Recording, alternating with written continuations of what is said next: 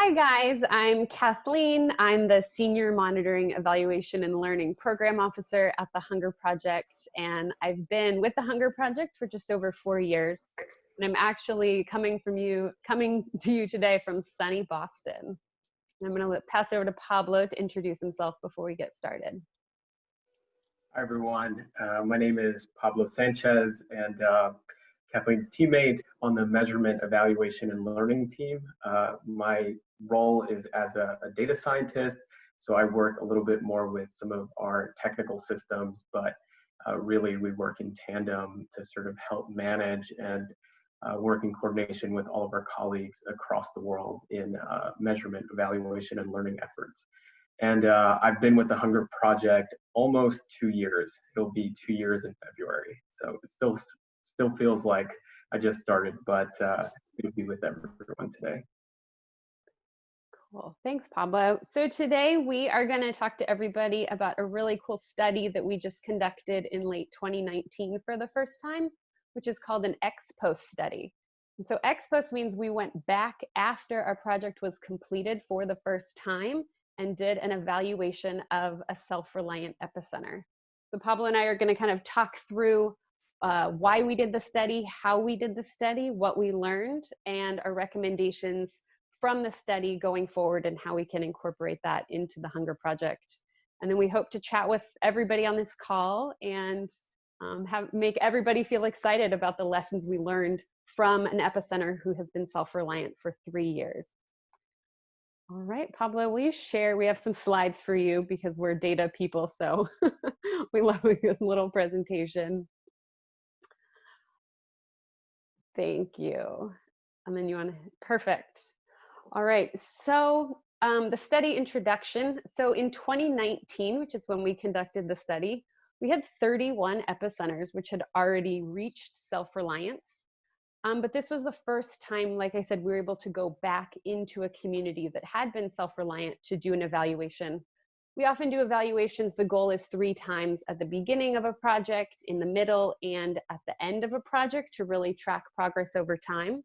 But this is the first time we went back. And 2019 was really the first opportunity because we wanted to give a couple of years between that graduation and to kind of see what happened. So 2019 was the first time we were able to go back into these communities because they'd been self-reliant for over 3 years at that point. The objectives of this evaluation, there were a couple of things. We really wanted to learn more about the effectiveness and the impact of our epicenter strategy. So was our strategy working? We know we had that data and we had those stories from those active epicenters, but what did it look like after they graduated and after we left? We had a lot to learn about the sustainability. So I think there's a bunch of people probably on this call who have been to an epicenter.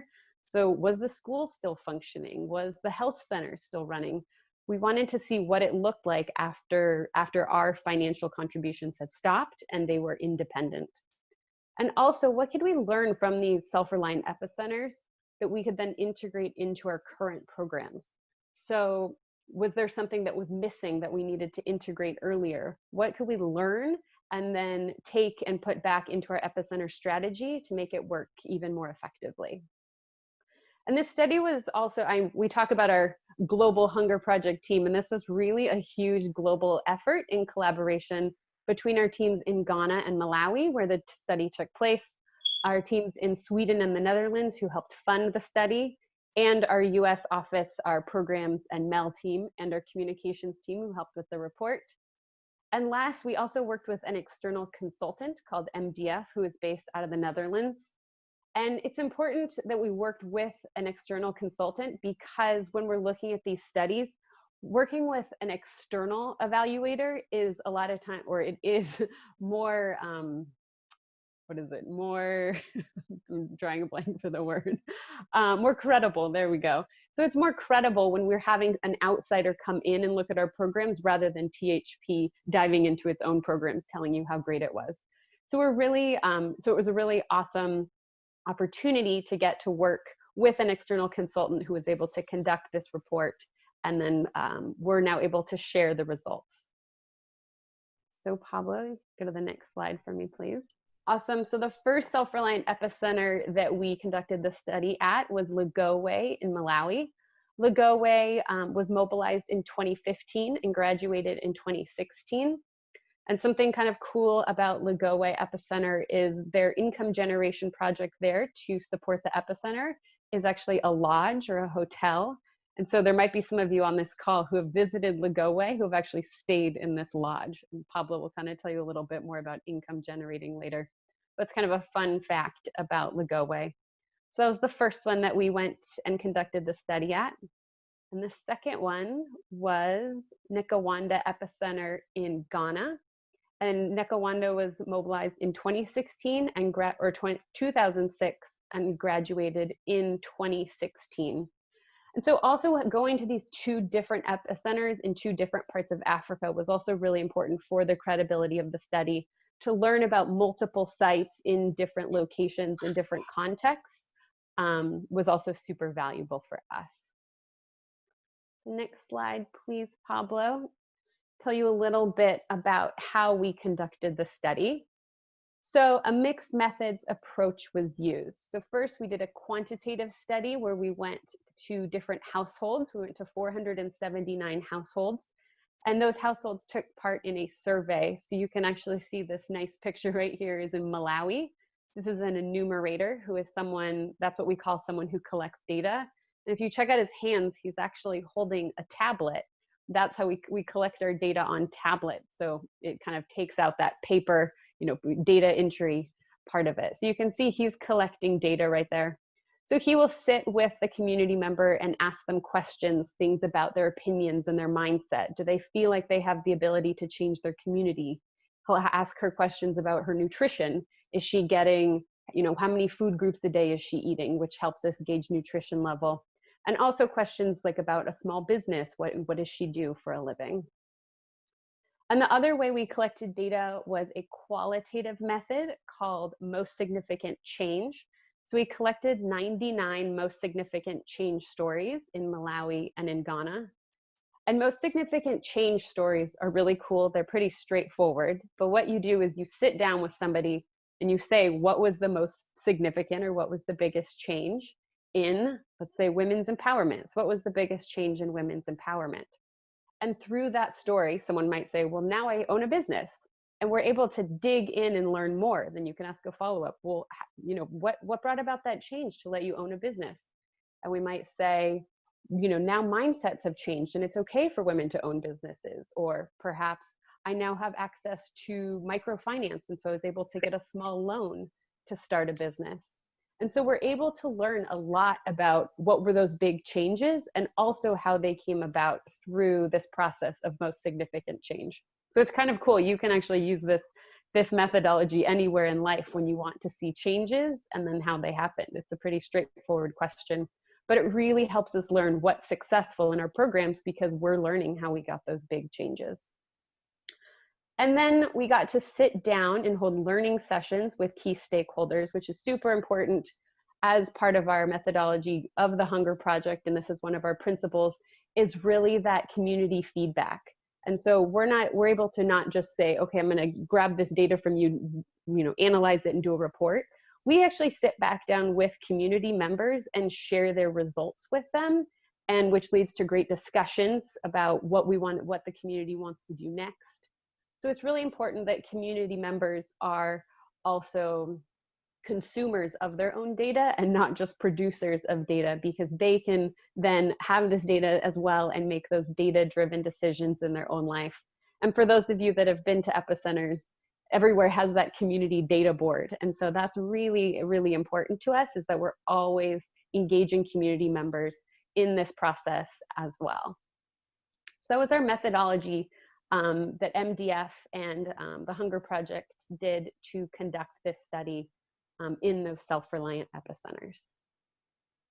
Head to the next page for me, Pablo. Thank you. And then the results. So MDF did the analysis. We had the learning sessions at the epicenters. And so the results came back.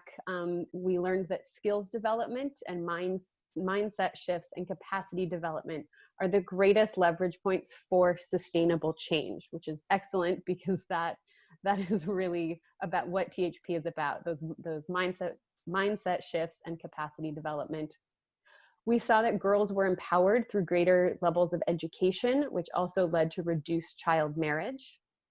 We went back 3 years later and found that the infrastructure in both epicenters continues to work, and the committees continue to function with women holding leadership roles, which is always super important, and new community-initiated projects had been implemented as well. So that really shows us that the epicenter is still running 3 years on. And most importantly, the number of people who are motivated, confident, and able to improve their lives and communities has been growing gradually, which is awesome, which really demonstrates that true path towards self-reliance. And next, I'm going to hand it over to Pablo, who's going to tell you a little bit about the lessons learned and also recommendations made through this study. There we go. Okay.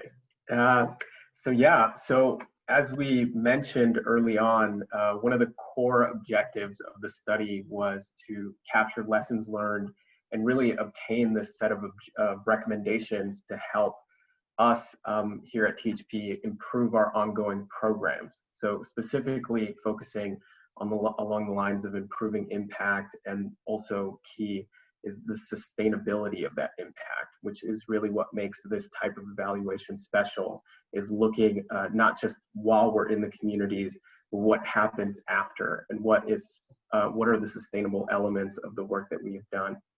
And so I just wanted to highlight a few of the recommendations that were given, and then also sort of talk through how we've engaged with those recommendations after having had some time to process all of the results of the study. So the first recommendation, the evaluators noted that training and skills, training that targets skills and attitudes were actually found to be super effective, which again is this great thing, because this is a lot of what our core strategy focuses on. And really, they were able to find sustained outcomes across women's empowerment. They found that more and more people continued to apply improved farming practices, that the school enrollment around the epicenter was still high and even outperforming regional and national averages, all growing or sustained outcomes. The recommendation they provided around this area was really to continue doing these types of trainings, but focus more on attracting young people in the community. So luckily, well, not so luckily, strategically, youth engagement has already been on our radar, and it is something that that us here at THP, we've been focusing on expanding more and more. And so youth-focused pilots are already, pilot projects are already underway in Benin and Malawi. And we also have this really cool partnership that has just started with THP Zambia and an NGO called Restless Development that focuses specifically on youth engagement. So really, for us, in terms of next steps on how we respond to this recommendation, is focus on learning more about how successful these pilots are, what strategies are working best, and then elevate those strategies to our general program strategy, so we can start applying more of these approaches to engaging youth across all our program areas. So the second recommendation, which Kathleen had mentioned a little bit earlier, was to focus on sustainable income generating activities. And so the recommendation was develop capacities for market analysis and business planning to boost the profitability of an epicenter's IGAs, or income generating activities. And so heading into self-reliance, an epicenter's ability to generate and sustain revenue on its own is really key for its ability to continue services, training, and the resources that it provides. And so income generating activities really play a big role in assuring that it has a source of income so it can continue doing the activities that, that it's capable of doing. And so our sort of response and action, again, this has been something that's on our radar and has been consistent with conversations and observations that we've made in the field, speaking to Epicenter leadership, who've noted that their ability to generate income after self-reliance is really the primary challenge for them to maintain these community-led activities after graduating. So in response, we knew we had to dig in a bit more to this question, which is a pretty complex question, and understand what impacts the success of income-generating activities across epicenters. And these activities can range from Epicenter Lodge, which Kathleen had mentioned, but also meeting and furniture rentals, which is usually a default activity that a lot of epicenters engage with, to baby food packaging, renting out other types of equipment. And there's this range of activities, but what we found is that not every initiative is as productive or sustainable as others. And so to help us in sort of unpacking this question, we actually sought out a partnership with an organization called Collaborate for Social Impact, which assigns us a group of students and young professionals to help us unpack this issue from the lens of social innovation. And so we currently have a team of students from the Graduate Institute of International Development Studies in Geneva, which are taking a look at a lot of our data, doing this internal study of income generating activities across self-reliant epicenters. And the hope is that they'll be able to produce a report for us identifying some of the key characteristics of successful activities, and then also give us a set of proposals that we can then implement to help us improve this area of self-reliance. And then another really critical recommendation we got was along the lines of women's empowerment. And so the recommendation read, to strengthen women's empowerment program to create a critical mass of women for transformative change, promote the discussion among men and women on how they can improve, or how they can empower each other and organize themselves in the program from early onwards. And so, interestingly enough, the study noted that there was a lot of continued growth and positive outcomes in the area of women's empowerment, so our measures for women's empowerment. But the evaluator suggested that for us to assure that sustainability, we need to focus more on reaching a critical mass or a larger proportion of the community in order to ensure that lasting impact. So particularly on that note of widespread outreach, we know our colleagues in India and in Bangladesh, while they employ different approaches, have seen incredible success in reaching a critical mass of women community by community. And so in response, our team coordinated a special cross-learning event titled Women as a Community, where we asked THP's own women's empowerment experts from India, Bangladesh, but then also from Mexico, Uganda, and Malawi to share insights and strategies that they've employed to assure that widespread outreach for sustainable change. And so the discussion was an incredible discussion. It was recorded, and we're actually working on just highlighting a few clips that we'll share out externally, including with everybody on this call.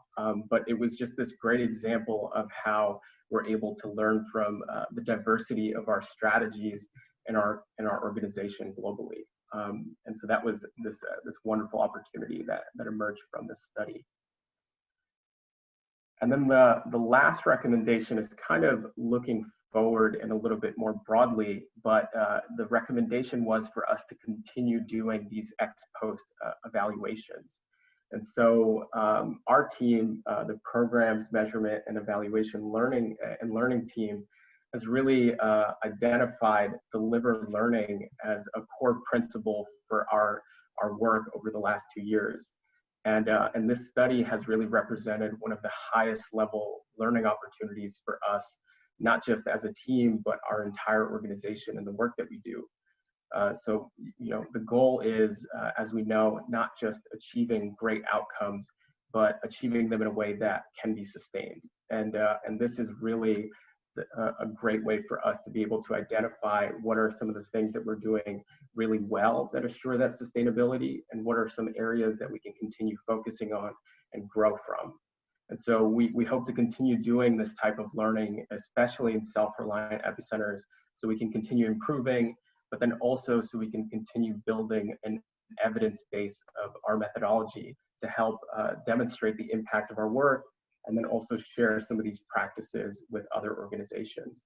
And so really hot on our radar is to try and do more of these types of evaluations for the critical learning value that it provides for all of us, and continue trying to do more of this type of work.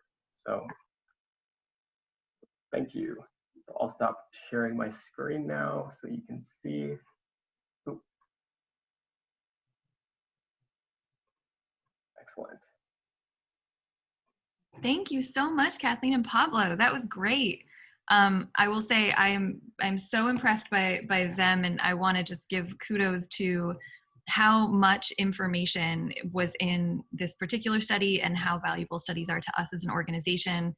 So thank you to both of you for taking all of that and distilling it down into something so easily digestible. So I really, really appreciate it. Thank you so much. That was fantastic. Obviously, as you can all tell, there is a lot more information. The presentation that Pablo was talking about that focuses specifically on the women's empowerment aspect of this. Yeah, we have edited down a video with some of the highlights. It will be available on YouTube hopefully later. I just realized it's Thursday. This week or last week, or next week rather.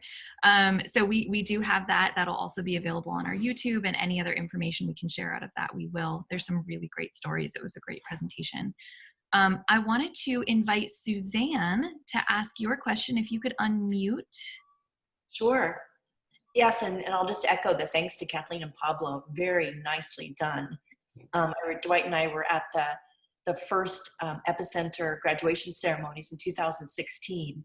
And so it's just so thrilling to hear 3 years later, now it's 4 years later, but 3 years later when the study was done, all those great results. So thanks for sharing that. My question is about the enumerators. Where do they come from? Are they community members? I mean, certainly I know it wasn't you guys there in Ghana or Malawi, although you might have liked to have been there to talk with people, but where do they come from? Yeah, I'll answer that. Hi, Suzanne.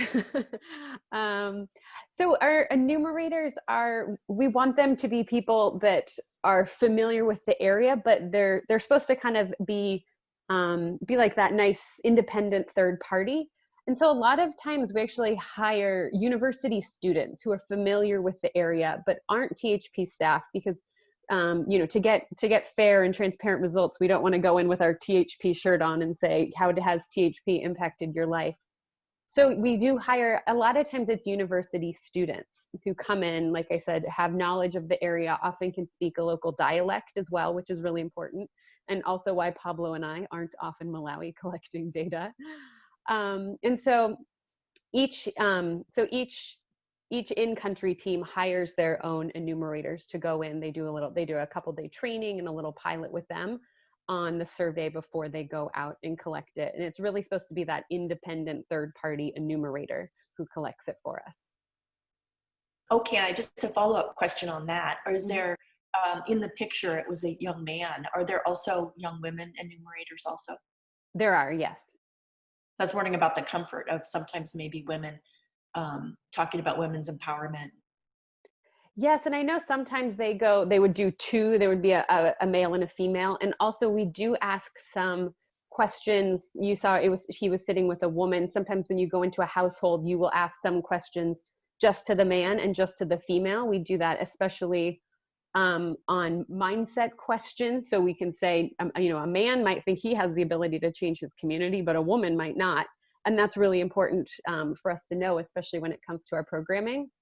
And so a lot of times we do, the best practice is to have the woman be alone or be in a safe, a lot of times they do it outside. So it's kind of in a safe space where they are away from the man or away from other members of the family. So you can have a more open dialogue. Thank you. Thanks so much. I'd like to call on Amy Durr. You had a really good question. If you want to unmute. Sorry, I was trying to unmute. 31 Epicenters, Self-reliant is amazing, everyone. Congratulations on that. I wanted to know if the communities choose their own income generating activities, or because there's such a wide range. I think that's very interesting. So how do the communities figure out what those activities are going to be? Pablo, you want to grab that one, or you want me to take it? You can take it. Okay. Pablo's the data scientist. They do come up with their own activities at each epicenter. So we don't say in our epicenter strategy everybody runs a hotel. It really is what works for the community. And so there's a really wide array. I know that I think it's Namayumba in Uganda, they sell water. Like if you want to buy water in a jug, they call it Epi water, which is really cool. And another place has a bakery, and some people, they do, I think there's more artisan crafts. So it really totally depends on the community. And they often set targets that they want to have 1 or 2 epicenter income generation activities, but it's really their choice. And also what works best in the context. We would never say open a hotel if it's, half a mile down the road from another hotel. So yeah, totally up to the community. We just hope that they have it has long-term sustainability to really keep income coming in to run the epicenter. Great, thank you. We have a really good question from Kevin Salwin. Kevin, would you like to ask? Sure, thanks. I think I'm unmuted. Greetings from sunny, almost sunny, about to be sunny Hawaii. I was, first of all, I'd love to stay in one of the epicenter hotels. I think that'd be, in the times I've visited, one of my frustrations has always been that you had to leave at dusk and couldn't actually be there overnight. So I love this idea. And I hope it's financially viable. The methodology of the study seemed to have a lot of what I would call soft information. I don't mean that in any negative way, but collecting stories is certainly a softer methodology than the hard data of financial. So I wondered whether there was anything within this study in which you collected information about income after self-reliance, or either community-wide or individual, and whether that, if we're looking at people who are living on less than $2 a day, whether we're able to see change there. Thanks. Yeah, I mean, I'll quickly add that we don't collect that level of detail in terms of specific finances, but we do collect poverty measures. We do collect how many people are living below a certain rate per day, and that there were a lot more indicators that were included in the study that we do collect during our regular evaluations that we just didn't highlight during the presentation.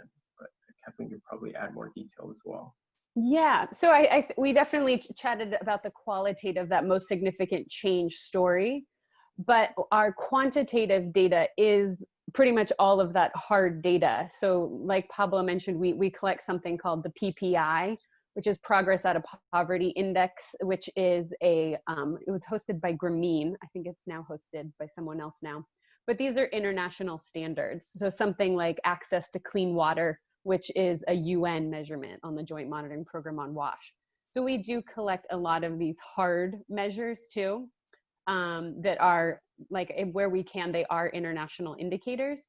But in this presentation, we kind of summed it up. We said, girls are enrolled in school, but we know that because it's a hard measurement where we went to your house and we said, are girls enrolled in school? Yes, I don't quote me on this, but we would say like 86% of girls are enrolled in school, which is higher than the national average. And we know this many percent are married because we asked, are you married? At what age did you get married? So we do have all of that hard data and then that is supplemented by those most significant change stories. Great, thank you. Kathleen, I know that we were talking about the 31 epicenters, but could you say how many we're approaching? Yes, well, I will say we are currently at 49. So we are soon to be hitting 50, which is going to be super exciting. So I hope we can have some sort of celebration when we hit 50 very soon. Yeah, it's very awesome. Such good information. All right. Well, we don't have any more questions, I think, lined up in the chat. So if there's anyone who would like to share, feel free to unmute if you want to connect with anyone or ask some questions or just share some feedback. Kathleen and Pablo have put a lot of work into this. And as they said at the beginning, they are representatives of a large team that is truly, I mean, how many people? We've got people from the Netherlands. Where is everyone who's on the team for the X Post? So yeah, Netherlands and Sweden, Ghana, and Malawi, and the US. And then our global comms team. And now we have all of these people around the world who have digested and read this report as well. Yeah. Yeah. And yeah, this is us sort of representing a very small portion of that team and a lot of the effort that's been put in around this. But part of what made this process so special was it was such a great representation of the global effort that we put forward, and also the diversity of perspectives that we're able to input in like the digestion of these results and also the strategies for how to respond to them. So it was a really special opportunity. Hey, Sarah. Yeah, hit me, Barry. Oh, you got me. Hey, Sarah. So I'm an old-time hunger project. I was around 43 years ago when this got started and attended some of those events Mr. Earhart created. So I've been away a very long time. And I was just wondering if you could say a little bit about what the Epicenter actually is and what the training is that you give those communities. And by the way, congratulations on awesome work. Thanks so much. Yeah, so I mean, Kathleen, do you want to do sort of an Epicenter or Pablo, like 101, just a very brief, how we would describe it to someone? Yeah, so I think the Epicenter is really kind of a one-stop shop for community services. And so they have the L-shaped building, which I think was our trademark. And in this building, they have lots of different resources for the community. So for example, there's a community meeting hall, there's a rural bank, there's a health clinic, and there's a nursery center. We also have improved water source, so people can come to the Epicenter to get clean water, a lot of times like a borehole or a hand pump, as well as an improved latrine. So all of this is in one place. And so because all of this is in one place, it kind of alleviates a time burden if somebody has to go to a school 2 miles away from the water point, which is 2 miles away from the health center. And then at this location, you can also hold trainings and community meetings as well. And yeah, there's Pablo, you want to jump in? Yeah, and I think that even just the term itself, Epicenter, kind of denotes the logic behind it, where it's strategically placed in a way to maximize access across not just one community, but a bunch of communities. And so, yeah, that time burden, or sort of this concept of time poverty, is really at the center of it, where if we could alleviate the burden that some of these people experience in accessing all of these essential resources, put them in one location, and on top of that, also provide all of these learning opportunities, we can really start seeing changes across these critical areas. And so, yeah, that's kind of it in a nutshell. Awesome. Great work. Thank you.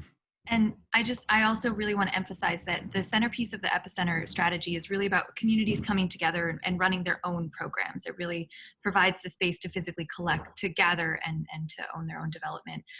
April, I think you had a question about a really important component of the Epicenter as of late has been youth engagement. Did you want to ask a question? April, if you want to unmute. Sure.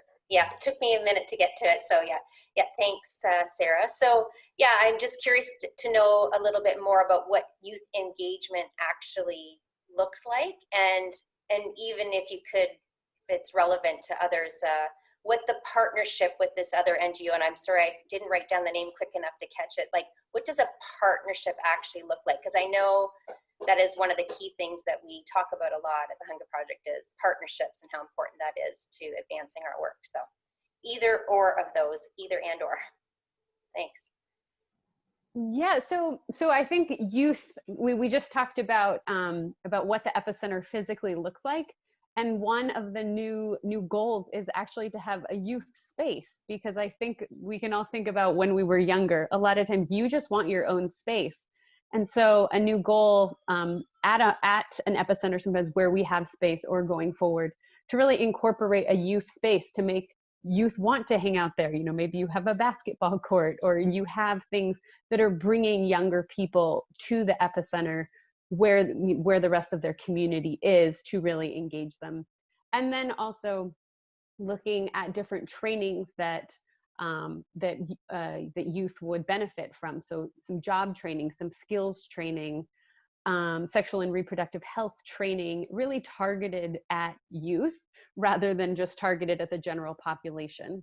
And so we do have a partnership with Restless Development in Zambia, and Restless Development exclusively targets young people. And so we brought our epicenter strategy knowledge, and they brought their knowledge of engaging youth. And so that's how the partnership is working together there in Zambia. I love that. That's awesome. Using the strengths of both. Yes. Thank you. Thank you for sharing that. That's really cool.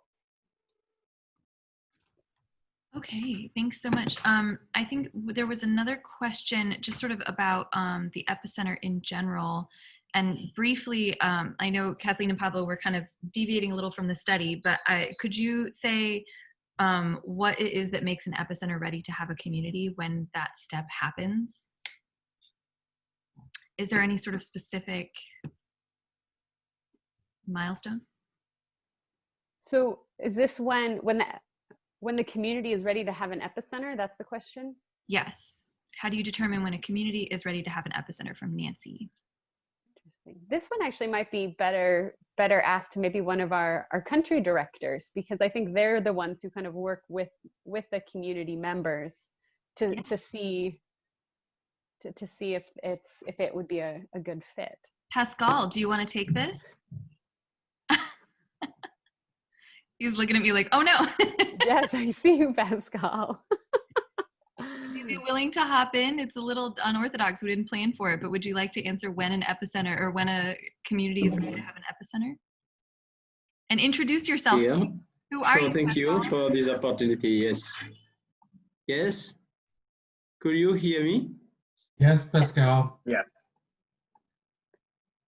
Yeah. Okay. I think we, as Hunger Project, we build partnership in purpose, and we make sure that people are ready for that partnership. And we need to make sure that we have the prerequisite, and there is already a real demand. We don't target people, but people come to Hunger Project saying, okay, we need building partnership with you. I can share the example of one of the epicenter in Benin. That is the epicenter of Kisame.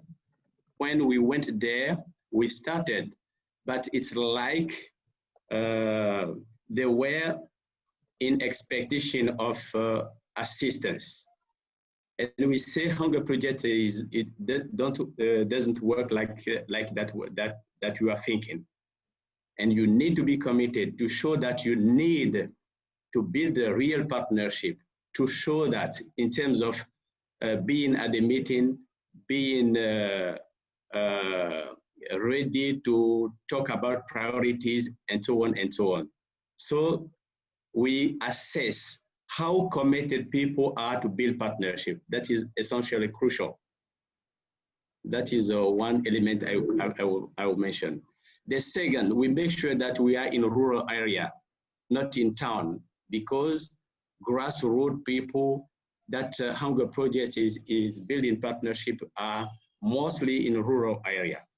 And we have example here, 2 examples where we started in peri-urban area, and the community were most devoted to commercial action, trading, and so on. So that was not really fitting with what we as Hunger Project we need to support. So rural area are mostly targeted. and so on.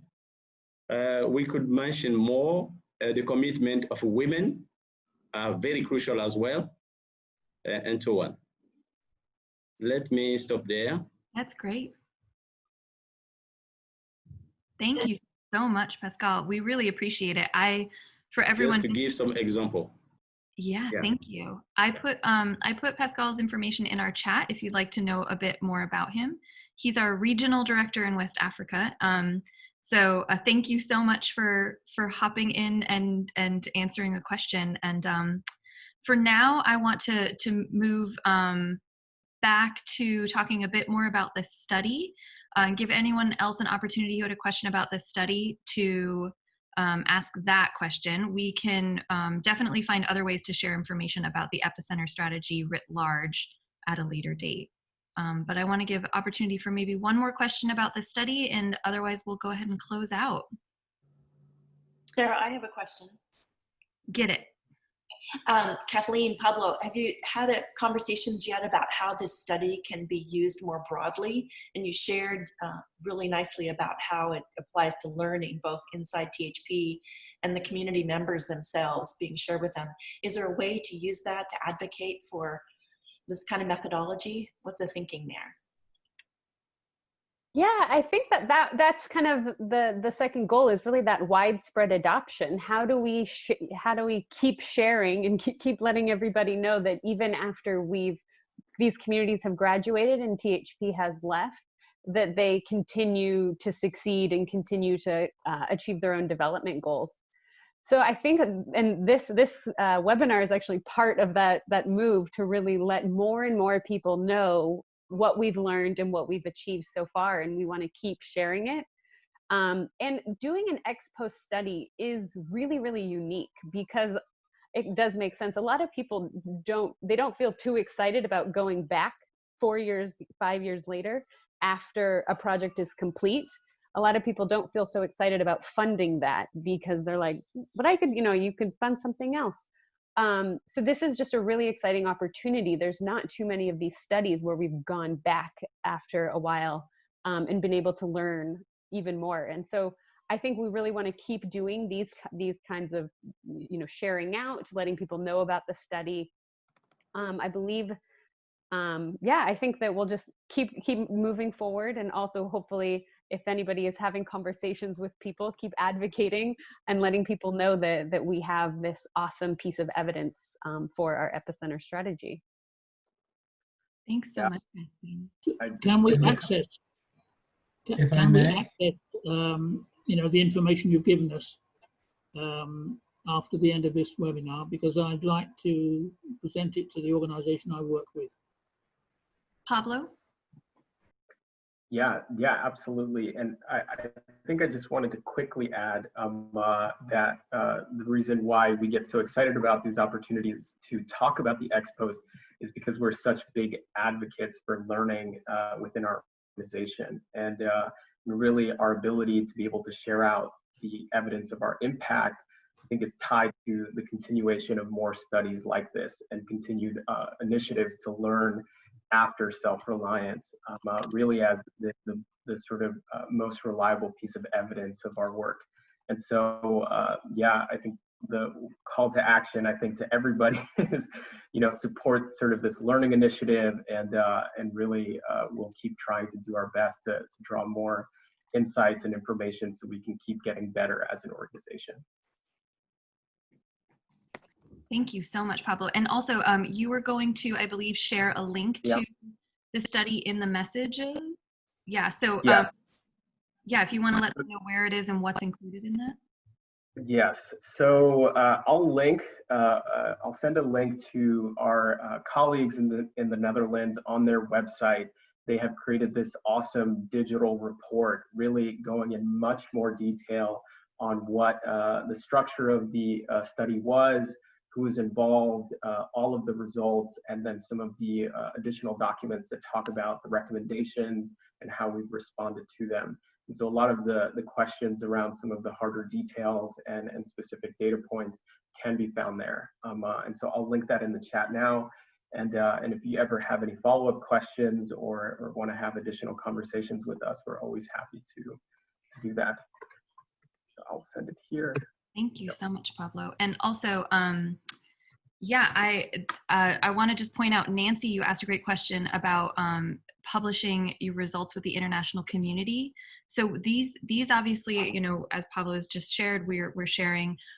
We have another webinar coming up next month, I believe. I'll send it out. But our next webinar is going to be about another collaborative study that we have done through the Movement for Community-Led Development, looking at what is community-led development around the world? How is it being done? How could it be done better? What is already sort of falls under that umbrella? So we definitely have lots of plans as the Hunger Project and as a member of the Movement for Community-Led Development to continue sharing and learning with the sector as a whole. So definitely keep an eye out for that, because we're definitely going to keep talking about it. And as Pablo has just shared, you can see the link in the chat. I will also make sure that we include that link in the YouTube description on this particular video, so that you can see that study. You can go back and visit it. It's very easy to engage with. It's like an interactive PDF. It's very easily split out by topic. So I highly recommend that you take a look at it. I'm gonna cut us off now. Jasa, I would love for you to close us out with your question, because I think it really brings it back to Kathleen and Pablo, and then we will say our goodbyes. And like you said, this will be available later. But Jasa, I'd love to ask your question. Yeah, so Kathleen and Pablo, I picture this package of data arriving like a gift, and you're opening it. And I wondered if you can point to a data point that put a big smile on your face, that you were just celebrating that you got that information, just to get a sense of that. Should I go first? Oh yeah, go for it.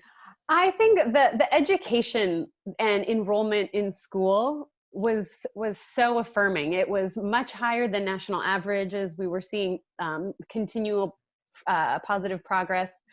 And I think I could talk for another hour about the importance of, you know, keeping kids in school and all of the ripple effects it has across the community, and child marriage, which we also saw went down, continued to go down. So we're seeing that negative trend there. So I think, yeah, just kids in school and enrollment in these communities is just so important, and will just have a huge effect going forward on the communities themselves. And yeah, I think I would say just overall, the study found that in one of the questions that we asked is, you know, are you participating in epicenter activities? Are you still using the epicenter as a source of services and resources and sort of community gathering? And just to know that years after the partnership has transitioned, and that you know we're not going back to the community is really functioning independently of our presence, that it still continues to hold all the value that it initially did. And I think that really sort of speaks to the sustainability piece to me, is that this continues to function not as THP in a community, but as a part of the community itself. And so that was probably my favorite highlight. That's great. Thank you. That's great. Great question, Jasa. And just also, just so everyone knows, that link that Pablo sent is to the Dutch page, but you can see the report itself halfway down. I know that's in Dutch. I don't expect all of you to speak Dutch. The report is the PDF about halfway down that page. You can see it. So, and that is all in English. Is that correct? Yes, yeah. That's good. Yeah. So that's how you can access that.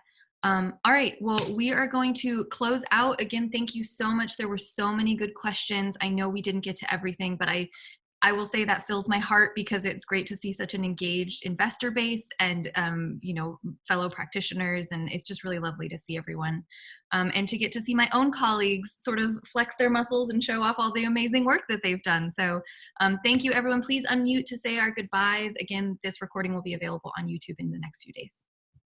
Yay! Bye. Thank you, Pablo and Kathleen. Thank you. Bye. Bye. Good to see you all. Thank you. Good to see you. Bye.